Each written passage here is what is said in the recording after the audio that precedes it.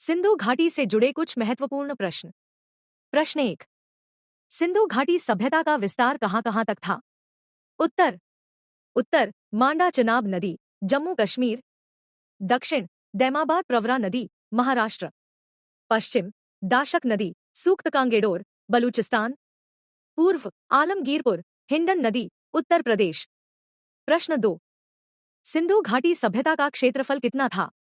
उत्तर लगभग 13 लाख वर्ग किलोमीटर। प्रश्न 3। सिंधु घाटी सभ्यता किन देशों तक फैली थी? उत्तर वर्तमान भारत, पाकिस्तान और अफगानिस्तान के कुछ हिस्सों में। प्रश्न 4। सिंधु घाटी सभ्यता की प्रमुख नदियां कौन सी थीं? उत्तर सिंधु, घग्गर, रावी, सतलज, व्यास आदि। प्रश्न 5। सिंधु घाटी सभ्यता की मुख्य विशेषता क्या थी? उत्तर नगर नियोजन, जल निकासी प्रणाली, भवन निर्माण, सामाजिक व व्यापारिक व्यवस्था।